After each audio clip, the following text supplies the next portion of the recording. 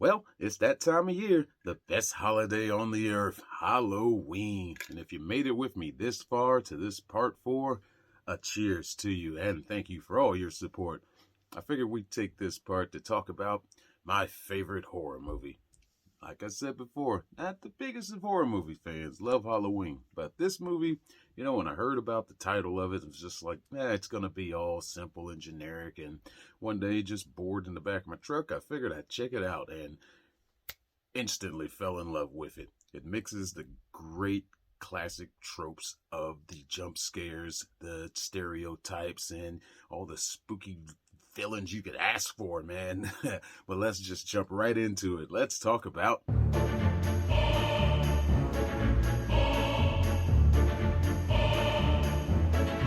Brought to us by Lionsgate, they put a little bit of sass on this title card with a nice red and black, dark, hellish looking scenes here.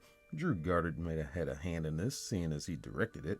But we start off with, Evil Guy number 1 and Evil Guy number 2 having a nice little chat in the break room, wherever this is, talking about number two's pregnancy.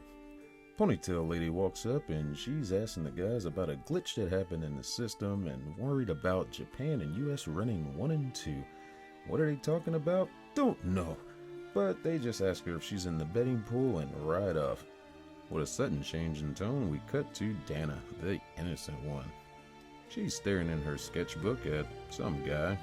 Who's this guy? Well, it's her professor that she only fucked and got broken up with by email. How do we find this out? Through her recently hair-dyed blonde friend Jules, our blonde for the evening, so she's the slut. They're getting ready for a camping trip, and Dana wants to take some books with her. Jules does not approve. Who else doesn't approve? Her boyfriend, Kurt, who walks in with a football in his hand. He's the jock. Couldn't make that any louder. Decides to throw Dana a pass, but ends up going out the window that goes to our black guy for the evening, Holden, who just happens to catch this ball. What was he doing, staring up at her window? They gather their supplies, and while loading up their RV, rolls our stoner guy in, Marty.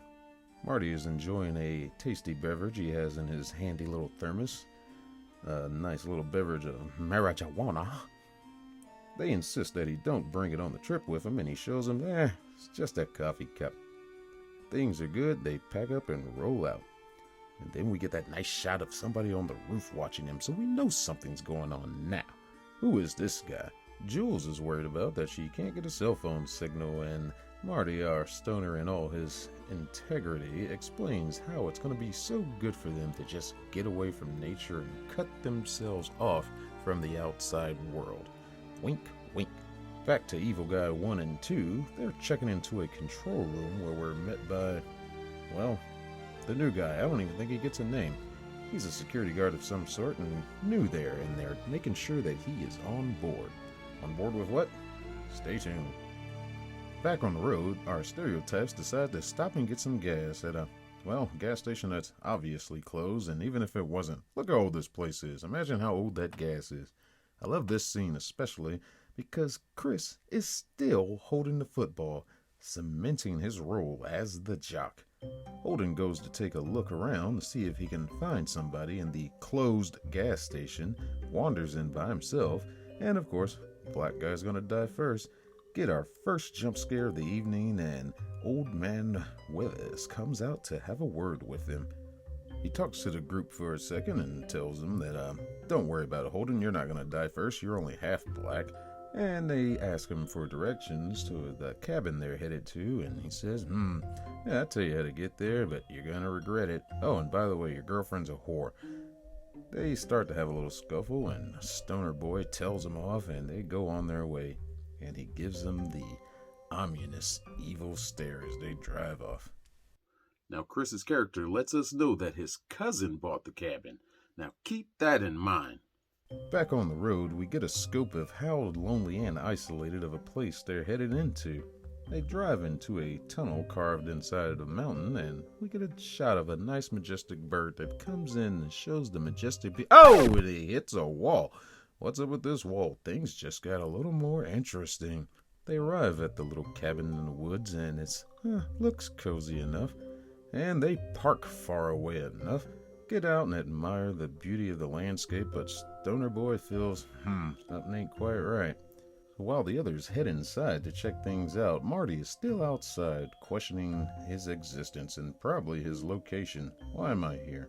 We see Holden first, checking out his room, and the picture on the wall that just doesn't sit right with him. He decides to take it down, but behind it, he finds Dana. Well, at least a window. He notices that she can't see that he can see her. He finds this interesting, curious, and she decides to go ahead and switch off her clothes to go into the lake, and he has a little conflict about whether to watch or not, and does the right thing. He lets her know, lets everybody else know, and they decide to search for more stuff, and suggest that they change rooms. Showing he's the nice guy. They change rooms. He starts to undress, and she, decides to have a peek. But changes her mind, puts the picture back up, says, no, this picture ain't working, and covers it up. The camera zooms out, and we get a fuller scope of what's going on. Evil guy number 1 is watching on a monitor, so they are being monitored in this control room. Things are getting interesting now. Old man Withers at the gas station gives them a call, so he's in on it. He starts to tell them how the sacrifices are ready for prayers. Some mumbo jumbo, and they're not really taking him seriously, even though they work with him. Start to make fun of him, mock him. Even the new guy gets in on it. They have a great laugh. Speaking of laughing, our tributes are having a good time at the lake. Back at Evil Incorporated, we see that each player is being monitored. New guy gets a whiff of this and starts to question the morality of things and ask, is this right to do? And the new guys say, oh, don't worry about it. It's all part of the system. It'll be fine.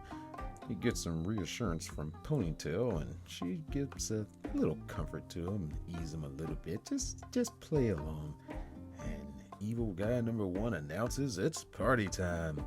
And at the same time, Chris Hemsworth, he announces party time, and they're partying in the cabin. They put on some music, and I love this shot so much because the evil brothers start dancing along with it.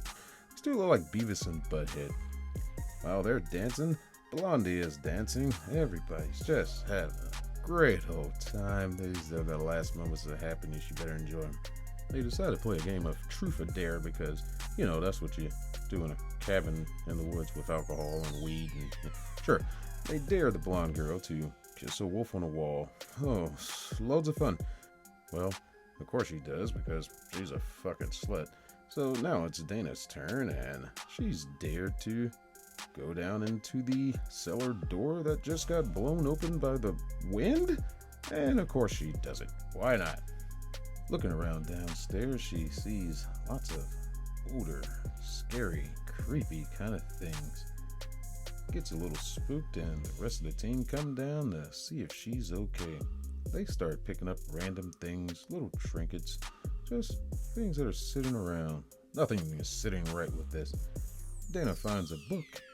Has some old writing in it, looks like a journal, and starts to read from it.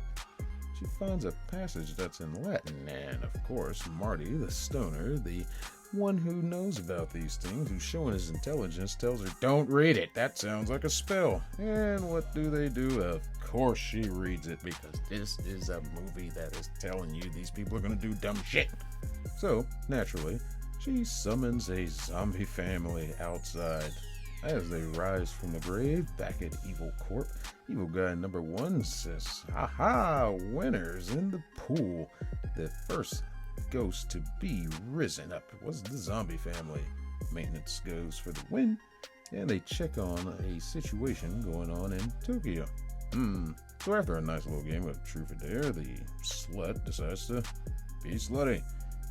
Puts on a little show, and this gets raging. He wants to go have some more fun outside, so they leave. This leaves Marty to question even more what's going on, because he knows that Chris and Jules don't act like that when they get drunk. He goes to ponder on it. And this leaves Dana and Holden to get to know each other a little better, right down by the fire. Outside, our 2 lovebirds are getting hot and heavy and getting ready to show the goods, and Evil Corp is standing erect at attention, waiting for the good goods to happen. But Jules decides, I'm getting a little cold, maybe not, and no goody flash show for the guys. They turn up the sexy mist to try to get the mood back to going. Starting to work a little bit. Evil guy 2 decides to, hey, let's turn up the heat. Let's get those clothes off. New guy questions, should we be watching this right now? And they say, it's all part of the plan. So he decides to join in. Getting hot and heavy and unaware of their surroundings, they are taken by surprise by the zombie family. They get the best of them and the jump on them, and, well, they get all on them. They take Blondie off and distract Chris with a nice little thrashing, and, well, she's gone. Evil guy 2 walks over to a wall and pulls a lever that, what is this lever? Sets off a couple mechanisms, and we get to see blood dripping into something. This is getting interesting more and more. Back to Stoner Guy. He is in the room reading a classic tale of Little Nemo when he hears a voice that is speaking to him. He wants to deny the voice, but he decides to take the voice advice and decides to go for a little walk. Meanwhile, Holden and Dana are getting hot and heavy, but decide to slow things down just a little bit there. Outside, while Shaggy Doo is on his walk, he starts to wonder about things, but before he can think even more, Chris runs up and gives him the shock of his lifetime. He's like, hey man, what you doing? He's like, I just came back to see you guys when I thought you were fucking. He was like, oh no, I decided to put that on hold. Let's go inside. And they go inside, and they're wondering about his condition, and he says, don't go out there, something's not right. And get a knock at the door. Well, it's just one of the zombie guys who wants to bring something back to them that they don't want them to leave without. They make a run for it, and Captain Kirk decides that, hey, we should stick together and try to get out of here. And evil guy number 2 says, oh no, that's not a good idea. Releases more chemicals into the place that take effect on our captain, and he decides, maybe we should go to our rooms. Isolated in his room, Shaggy Doo finds a camera and a lamp that he accidentally broke and realizes, oh no, they're being watched. Or maybe I'm on a reality TV show. Why would you think this? He gets attacked by a zombie and is drug out the window and ultimately drug off to his doom and presumed gone. The mechanism of the levers that we've seen before spills some more blood, and now it's filling up a etching of some sort.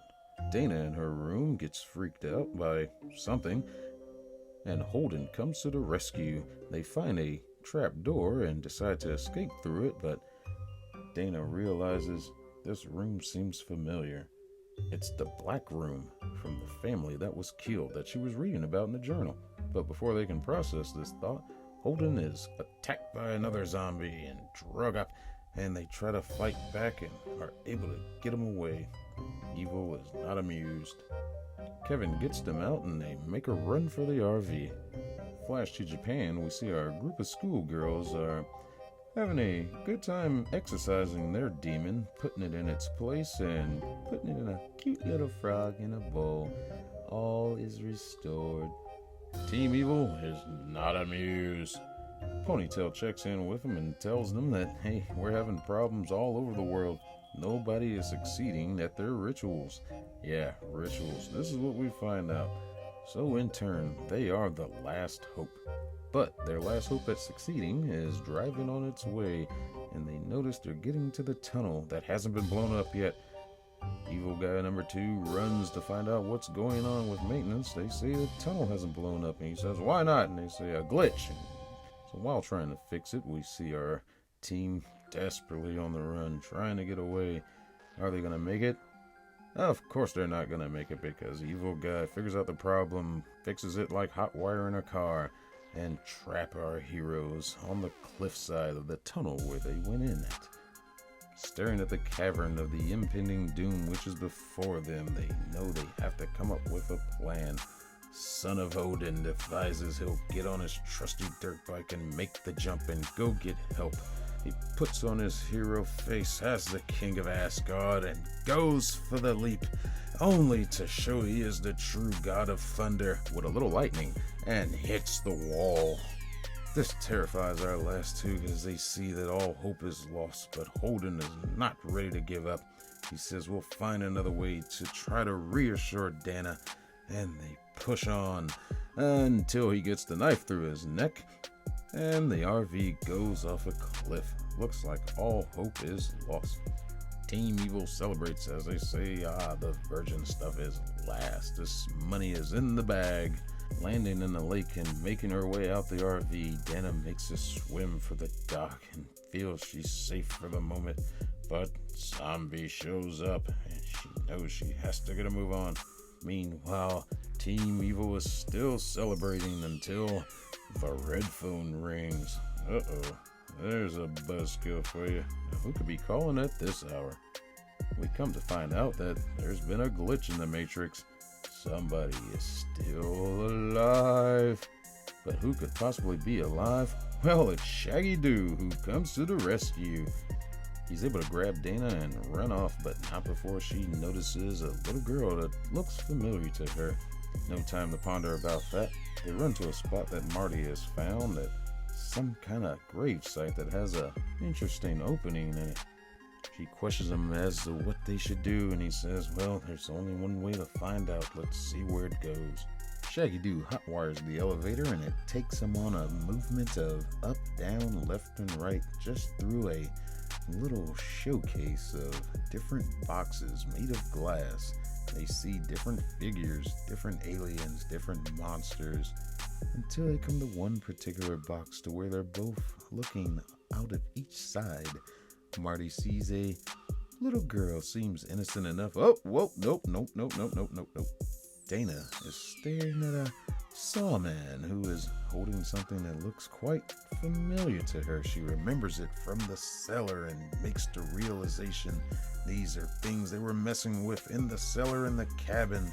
And we pan out to see the true scope of this horror. All of the monsters that have been waiting to play with them. Team Evil is trying to figure out what's going on when Ponytail makes the realization that Shaggy's been smoking some stuff that is making him insusceptible to the chemicals they've been pumping into him. They send a guard to their location and, well, they actually get the best of him and try to make their escape. But to where? They don't even know where they are. Team Evil figures they've had enough, so they send a strike team to go catch them. They make a run for another control room to take cover, and Dana starts to figure out the control panel and thinks she can make something happen with a button that says Purge.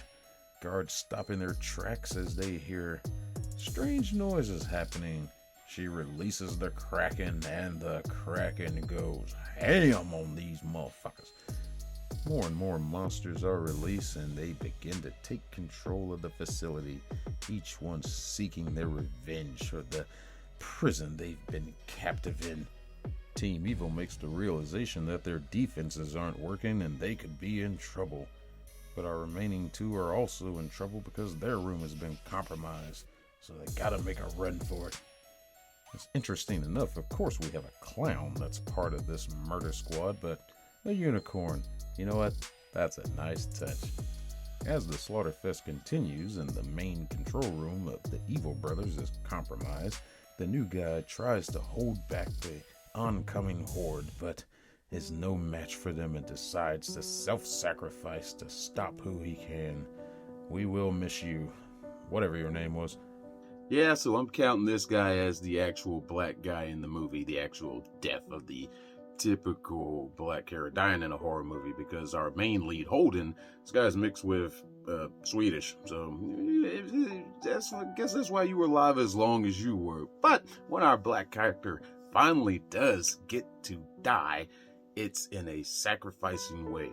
Now, does it mean a lot because he's sacrificing himself to save Team Evil? Maybe not, but it can still look at as a noble thing to do. So your memory will not be forgotten, new guy. As evil guy number 2 lies on the ground from the blast, he notices a figure approaching him. Huh, that looks familiar. Oh, it's the one monster he had been waiting for the whole time. The merman. Poetic justice? Irony? Just damn funny. Meanwhile, Evil Guy 2 is trying to open the escape hatch so him and Ponytail can escape, but too late for her. But they did manage to get the hatch open, so he escapes down into a tunnel where he is promptly met by Dana. How did they get down here? Well, they found a hole in a wall earlier. Dana greets him with a knife and tells him to have a nice day, and he whispers sweet words to her to say, "Kill it." What is it? Marty decides to give her the gun so she can kill it, and they enter a room that is a big wide open chamber that has the etchings on the wall, some with blood. Dana, looking ominously, realizes it represents them. The virgin, the scholar, the fool, the jock, and the slut. Trying to figure out what it all means, in walks the director, played by Sigourney Weaver. Of course they'd pick Ripley for this. She's used to dealing with aliens and monsters. She labels Dana the Virgin as she's the last one they need to deal with, and she questions this label, and she just says, we work with what we have. Whoa, movie. We work with what we have? What do you mean we work with what we have? These are supposed to be like some super evil paranormal demons, and for your little sacrifice, you need a virgin. And we find out in the beginning of the movie, she's not a virgin. So we take whatever. It doesn't seem like they take this too seriously. Now, this is a problem I do have with the movie. Not to mention the fact that Marty, our stoner, is still there. He's presumed dead. And they did drain his blood down into the chamber, so it's already filling the statue plaque thing that's representing him. So why do we need... What did you do, movie? But she says as long as the gods below accept the sacrifice, everything's gonna be cool. This is their last chance at this. So Marty has to die in the next 8 minutes or else it's the end of the world. Of course, he refuses this fate, but Dana has the gun and thinks she's gonna make the right choice in this situation. Marty is shocked by her decision and doesn't bother to tell her about the werewolf behind her. The wolf attacks her, he attacks Ripley, they fight. He shoots the wolf, but the director gets to jump on him. But while they're fighting, Dana sees a figure walk into the room. She calls out to Marty. It's the little girl from the journal. Marty takes advantage and rolls the director back on top of her, and little zombie girl kills her. Securing their fates, Marty kicks them over the ledge to go meet the gods. Feeling defeated or victorious, Marty and Dana have a sit down and wonder if did Chris even have a cousin? They question humanity and figure it's time to give someone else a chance. The room rumbles, and a giant hand rises from the below and takes out the cabin, the room, and, well, as much as we can presume, the rest of the world. I highly recommend you check this movie out if you haven't seen it. You got to see this one for yourself because it just has that special place in my heart because it delivers on a lot of things that other movies don't do. They have a bit of something in there for everybody.